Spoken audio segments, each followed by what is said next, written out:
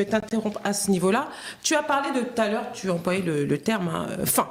Donc ça veut dire que si je suis ta logique, quelqu'un qui a faim, donc, ne peut pas être un leader parce que lui, son premier problème, c'est d'abord de se nourrir, de nourrir sa famille, de se vêtir. Donc si je te comprends bien, quelqu'un qui a faim, quelqu'un qui bat les ailes, qui lutte pour s'habiller, pour se vêtir et pour se nourrir correctement, ne peut pas être quelqu'un de confiance. C'est ce que tu veux dire? Non, ce n'est pas ce que je dis. Je suis en train de dire que les seules personnes qui peuvent défendre des causes, ce sont des gens qui n'ont pas faim, considèrent ces causes comme les leurs. D'accord, ok. J'ai expliqué. Mais comment savoir? Parce que c'est... Tu vois, moi j'essaye de... Ok, je me mets à la place des téléspectateurs. Il y a quelqu'un qui a écrit sur le chat de YouTube, le gros problème de la communauté, c'est ça, le mongo, les dos.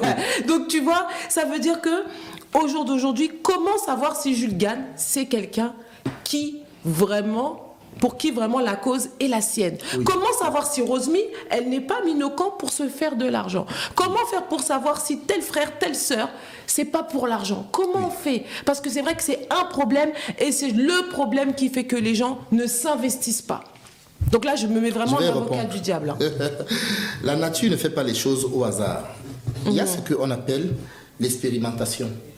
Tout ce que nous considérons comme vécu, de fois très douloureux, nous donne l'impression qu'on n'a pas de chance dans notre vie. Mais il faut comprendre une chose.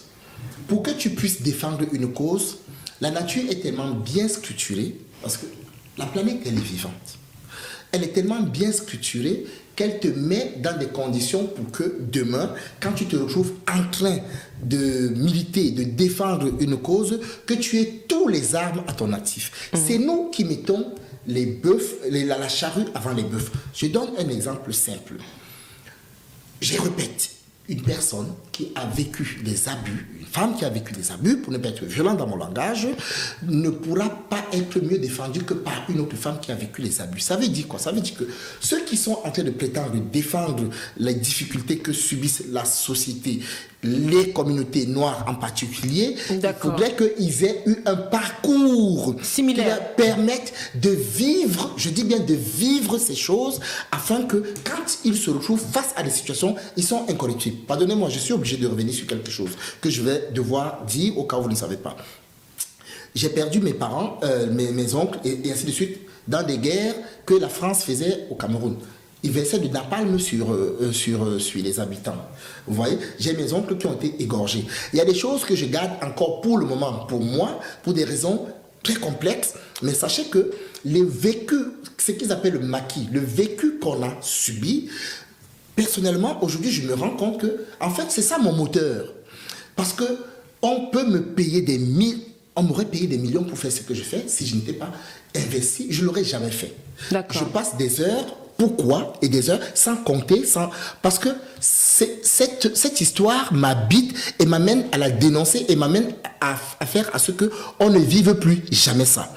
En ce qui concerne la spiritualité, quelqu'un qui n'a pas non plus, je redis une fois de plus, vécu des événements ou des éléments qui lui permettent d'affirmer ou de parler des choses de façon intéressable, est aussi mal placé. C'est-à-dire qu'on a des prétendus guides spirituels qui ont lu 1, 2, 3 bouquins et qui vont s'ériger en sauveur de ces âmes. Vous voyez?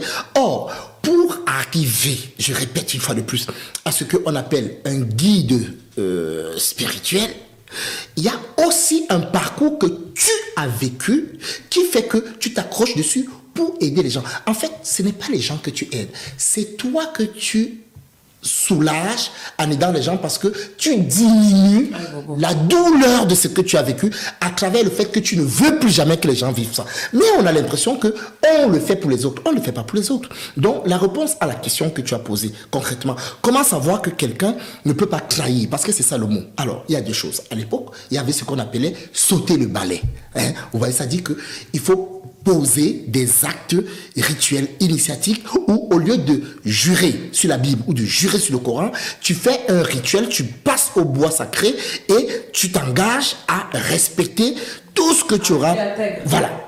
Et si ce n'est pas possible, ben tu dégages parce que tu sais très bien que si tu enfreins ces lois, tu sais ce qui va t'arriver. Donc voilà un élément qu'on ne respecte pas, qu'on faisait avant.